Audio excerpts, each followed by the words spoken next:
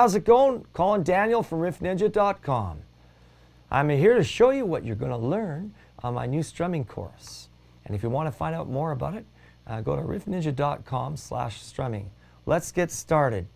I'm going to show you how to beef things up and how to combine a quarter and an eighth strum to make things more interesting. We're going to take the chords G, D, A minor. It's going to be 2 bars. I'll explain that for you in a second. And then G, D, C. And I'm going to start by just a strum. Now for the G and the D, it's half bar. For the A minor, it's a full bar.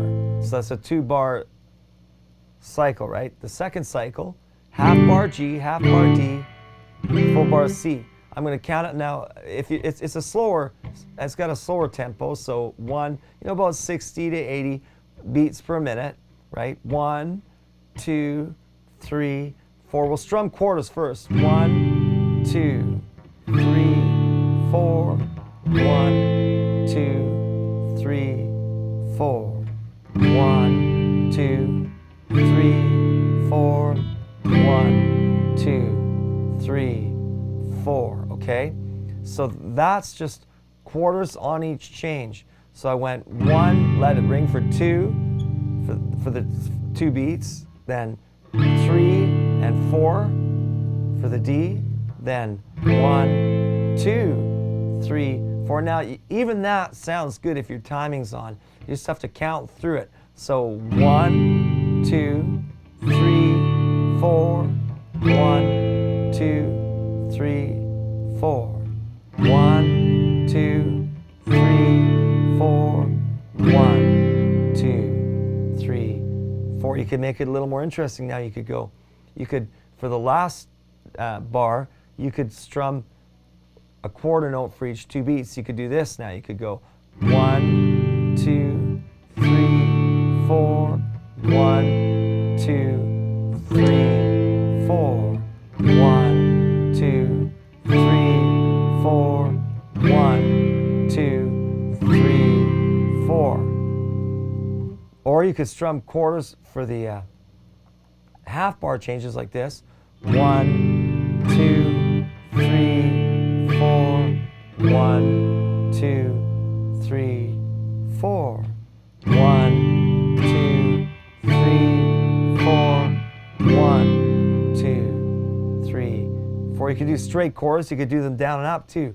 1, 2, 3, 4.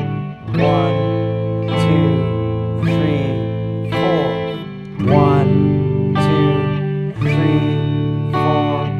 1, 2, 3, 4. For me, that's still not quite enough, but you've got to get the feel of the chord changes in perspective to how much time they've got.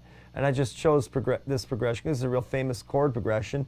And it's always easier to learn something that you've heard before. It's easier to catch on to it. That's what they do in college. They teach you something really familiar, like a little nursery rhyme or something. So here's a real common chord progression. And now that I've shown you the quarters and some combinations of quarters, you want to add the eighths to it. What's the difference between quarters and eighths? No matter what your tempo, that's the speed of music, the eighth notes have to be played twice.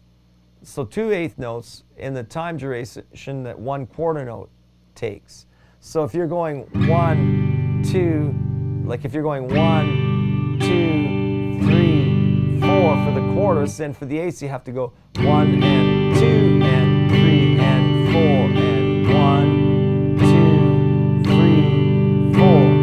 1 and 2 and 3 and 4 and 1, 2, 3, 4. So that time duration's got to be fractioned out equally. In other words, whatever your speed or your tempo of the song or the piece you're playing, the chord progression, if you play a quarter strum and now you want to add some eighth strums, the eighth strums, the 2 eighth note strums, the down and up usually, because the eighth note usually have the down strum is the strong one, that's the 1, the 2, the 3, or the 4, and the and is the upstroke. It's a little weaker, right?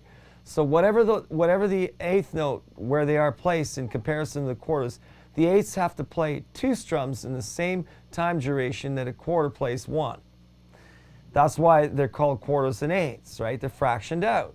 So now we'll take this chord progression, instead of just, we could play it all in straight eighths like this. We could go 1 and 2 and 3 and 4 and 1 and 2 and 3 and 4 and 1 and 2 and 3 and 4 and 1 and 2 and 3 and 4 and... But I want to make it a little more interesting. I want to mix the quarters with the eighths. What I'm going to do for the last one is I'm going to go 1 down strum, and that's the quarter, then a down up for the eighth, and that's for the first 2 bars. So I'm going to go 1, 2, and 3, 4, and now when I get to the full bar, I'm going to go like this: 1, 2, and 3, and 4, and when I'm doing my 1, 2, and because I want to change and I want the stress being on the chord change, I'll do another quarter for the D chord. So I'll go, quarter for the G, 1, then eighth note, 2, and then quarter for the D, 3, 4, and now a quarter for the A minor, 1, and then eighth notes, 2, and 3, and 4, and gives the chord progression a nice flow. So now 1, 2, and 3, 4, and 1, 2, and 3, and 4, and 1, 2, and 3, 4, and 1, 2, and 3, and 4, and 1. Well, what do you think of that? Isn't that cool? Of course, the speed of music will affect how this chord progression is interpreted. I did it fairly slow. This drum pattern sounds really cool. Slow, and it's nice and easy for you if you're just getting started. All right, if you want to find out more about my strumming course, it's riffninja.com/strumming. It's Colin Daniel, over and out. Good luck.